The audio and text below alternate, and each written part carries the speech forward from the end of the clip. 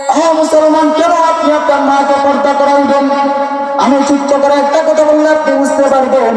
মুসলমান বান্দার আজকে যদি একটা মেয়ে পর্দা না করে, একটা মেয়ে যদি আজকে বেপর্দা থাকে, ওই মেয়ে বেপর্দা থাকার কারণে জাহান্নামে যাবে।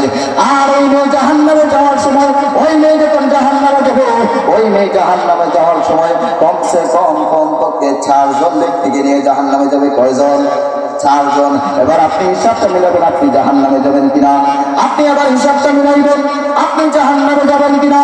মুসলমান ইমানদার, একটা মেয়ে যদি পর্দা না করে, একটা মেয়ে যদি বেপর্দায় চলাফেরা করে, ওই মেয়ে বেপর্দা থাকার কারণে আমরা জানি যখন কোনো বাবা একটা কন্যা সন্তান জন্ম দেয়, সে একটা জান্নাতের মালিক। 2টা কন্যা সন্তান যার ঘরে আছে, সে 2টা জান্নাতের মালিক। 3টা কন্যা সন্তান যার ঘরে আছে, সে নবীর সাথে কি জান্নাতে থাকে।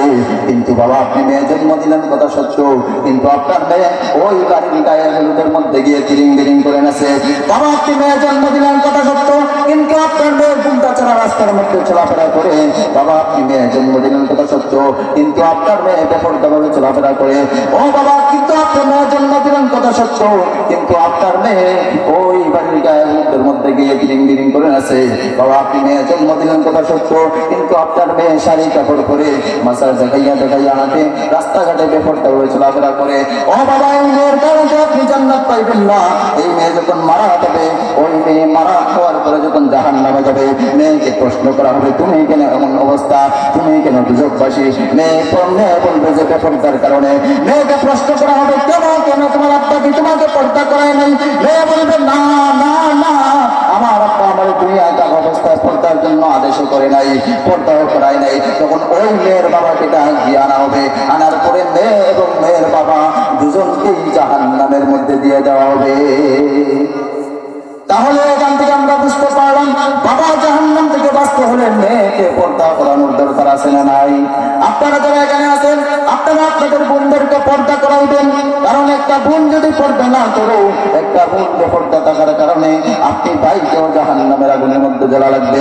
আপনার আন্ডারে আপনার বোন যতদিন পর্যন্ত রাখবে, ততদিন পর্যন্ত আপনি আপনার বোনকে পর্দা করাইতে হবে। যদি আপনি আপনার বোনকে পর্দা না করান, মনে রাখবেন আপনার ওই বেপর্দা বোনের কারণে আপনি ভাইকেও জাহান্নামের আগুনের মধ্যে জ্বলা লাগবে। তাহলে এখান থেকে আমরা বুঝতে পারলাম, কোন ভাই যদি জাহান্নাম থেকে বাঁচতে চায়, তাহলে তার বোনকে পর্দা করানোর দরকার আছে না নাই?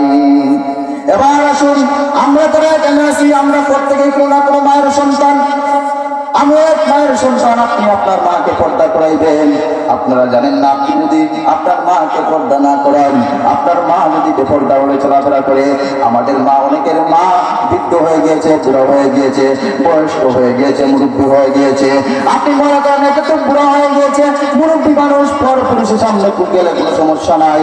কিন্তু না রে মুসলমান, না, আপনার মা যতই বয়স্ক হোক না কেন, যতই বৃদ্ধ হোক না কেন, যতই বুড়া মানুষ হোক না কেন, আপনি আপনার মাকে পর্দা করাইতে হবে।